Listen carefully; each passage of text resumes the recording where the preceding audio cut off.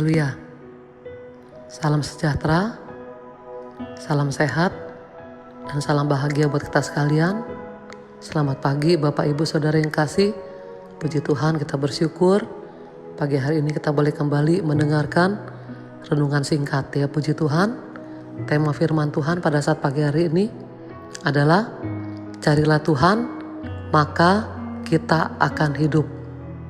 Hari ini kira-kira sudah 1 tahun lebih kita mendengar dan melihat apa yang terjadi di negara kita dan bangsa kita yang cukup membuat kaget dan juga takut dan juga khawatir, yakni adanya virus corona. Ini membuat semua aktivitas kita jadi dibatasi dan membuat kita tidak bisa melakukan aktivitas secara bebas. Ya, firman Tuhan yang tertulis dalam kitab Amos pasal 5 ayat yang ke-4 sampai ayat yang ke-6. Ya, demikianlah bunyi firman Tuhan. Sebab beginilah firman Tuhan kepada kaum Israel, carilah aku maka kamu akan hidup.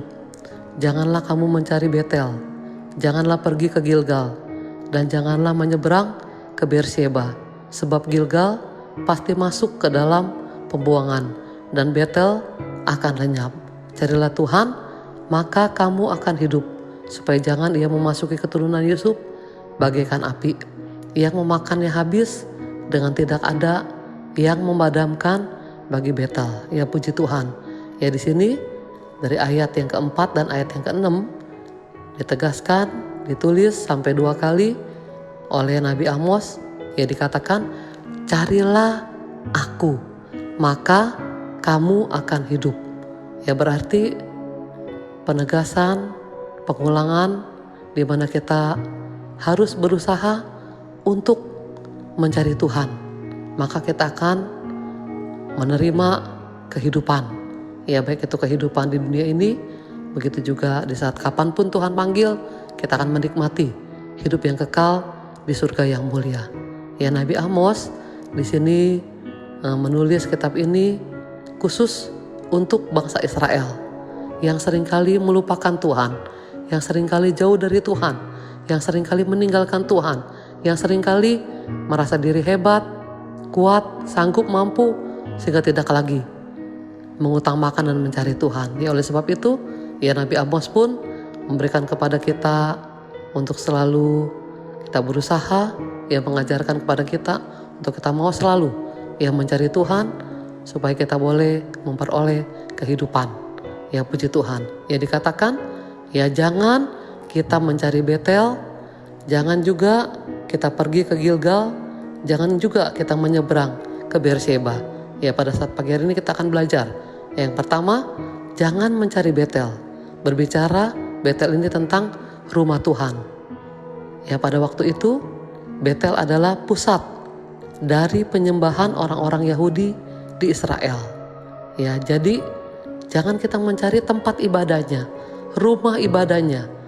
Ya, tetapi kita sebagai anak-anak Tuhan, kita harus mengerti gereja yang sesungguhnya adalah pribadi kita sebagai anak-anak Tuhan. Dan beribadah adalah hal yang menyangkut hubungan pribadi kita dengan Bapa di surga, yang adalah pencipta langit dan bumi. Secara personal artinya adalah ya tidak bisa kita beramai-ramai atau hanya ikut-ikutan waktu kita beribadah kepada Tuhan. Ya, tetapi kita ya mau selalu beribadah ya dengan sungguh-sungguh, ya, karena kita mengerti, menyadari ya di saat kita beribadah adalah perjumpaan dan kita mau mengalami hubungan pribadi dengan Bapa di surga. Puji Tuhan, ya, kita mau pakai waktu-waktu ini untuk memiliki hubungan yang intim dengan Bapa kita yang di surga. Ya, puji Tuhan. Ya, yang kedua dikatakan jangan pergi ke Gilgal. Gilgal berbicara tentang rumah para nabi atau pengalaman pribadi kita tentang kuasa Tuhan di masa yang lalu. Karena Gilgal ini juga ya adalah tempat ya di mana juga Yosua ya pernah bersama-sama ya dengan bangsa Israel. Mereka pun tinggal di sana sebelum mereka menduduki kota Kanaan. Ya, Gilgal bicara tentang jangan kita membanggakan pengalaman kita di masa yang lalu. Jangan kita membanggakan kekuatan kita, kehebatan kita. Tetapi kita akan percaya biarlah kita mau selalu tiap hari merupakan hari yang baru, di mana tiap hari merupakan pengalaman yang baru kehidupan kita dengan Tuhan, dengan Bapa kita yang di surga. Mengingat masa lalu adalah baik supaya kita bisa terus bersyukur kepada Tuhan. Tapi hari ini adalah suatu anugerah Tuhan. Ada hubungan komunikasi yang baru, lebih hangat, di mana Bapa ingin kita mengalami anugerah Allah yang lebih besar lagi, mengalami penyertaan Allah yang lebih heran lagi, mengalami kasih dan kuasanya yang lebih daripada hari-hari yang lalu. Jangan juga kita mengandalkan kehebatan manusia. Jangan kita mengandalkan kekuatan manusia. Pengalaman kita yang hebat. Inilah waktunya kita mengalami perjalanan yang baru dengan Allah yang mengasihi kita. Bukan dari apa kata orang, tapi dari diri kita sendiri yang sudah mengalami banyak kebaikan Tuhan, banyak kemurahan Tuhan. Puji Tuhan.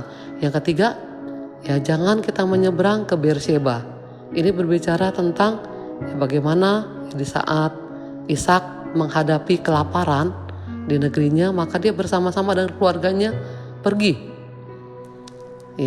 ke Gerar.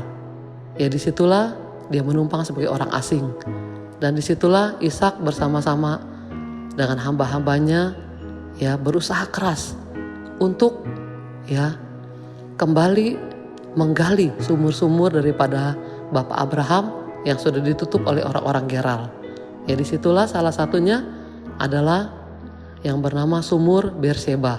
Di saat Ishak menggali bersama-sama dengan hamba-hambanya, Tuhan menolong, Tuhan menyertai, Tuhan berkati, sehingga kembali mata air mengalir begitu deras dalam sumur Beersheba. Sehingga arti daripada Beersheba adalah berkat yang melimpah. Disitulah Ishak bisa memberikan minuman kepada ternak-ternak yang sangat banyak. Beersheba adalah berkat Tuhan yang melimpah. Tapi biarlah kita sebagai anak-anak Tuhan, kita mau hari-hari ini mencari pribadi Tuhan yang selalu melimpahkan berkat-berkatnya yang melimpah buat kita sekalian. Puji Tuhan. Dalam Hosea 6 ayat yang pertama sampai ayat yang ketiga dikatakan, biarlah kita mau berusaha sungguh-sungguh mengenal Tuhan. Berusaha sungguh-sungguh mencari Tuhan. Maka Tuhan dikatakan pasti muncul seperti fajar. Maka Tuhan akan selalu menggenapi janjinya buat kita sekalian. Dan dia tidak pernah terlambat, dan dia tidak pernah lalai, dia tidak pernah lupa untuk melimpahkan, mencurahkan berkat-berkatnya kepada kita sekalian. Dikatakan seperti hujan pada akhir musim yang mengairi bumi. Ada hujan berkat yang melimpah di saat kita sungguh-sungguh mengenal Tuhan, di saat kita sungguh-sungguh mencari Tuhan. Ada kehidupan yang luar biasa. Puji Tuhan. Dalam 2 Tawarik 7 juga ayat yang ke-13 sampai ayat yang ke-16 dikatakan, di saat kita berdoa, memanggil nama Tuhan, kita minta ampun dan bertobat, maka dikatakan Tuhan mendengar, Tuhan ampuni, Tuhan pulihkan. Mungkin pulihkan kesehatan kita, pulihkan rumah tangga kita, pulihkan usaha kita, pulihkan pekerjaan kita. Apapun yang kita butuhkan, Tuhan akan pulihkan. Biarlah senantiasa kita mau selalu mencari Tuhan, kita mau selalu berusaha untuk mengenal Tuhan, sehingga mata Tuhan boleh terbuka dan telinganya boleh terus memperhatikan kita yang sungguh-sungguh mencari Tuhan. Kita mau satu dalam doa. Terima kasih Tuhan, kami sudah dengarkan berita firman Tuhan. Biarlah hidup kami boleh selalu berusaha mencari Tuhan, mengenal Tuhan lebih dalam lagi, sehingga apapun yang kami butuhkan dan kami perlukan, Tuhan mencurahkan berkat-berkat-Nya buat kehidupan kami semua. Tuhan berkati semua umat-Mu, biar senantiasa Tuhan pemeliharaan Tuhan, penyertaan Tuhan, perlindungan Tuhan, kasih setia Tuhan dan rahmat anugerah Tuhan limpah dalam kehidupan kami. Tuhan, kami akan masuki di hari yang baru dengan pengucapan syukur bersama dengan Tuhan. Ada kemenangan, ada pertolongan, ada perlindungan, bahkan ada berkat-berkat Tuhan. Dengan pengucapan syukur dalam nama Tuhan Yesus Kristus, kami sudah berdoa. Haleluya, puji Tuhan. Amin. Selamat pagi, Tuhan Yesus berkati kita sekalian. Haleluya.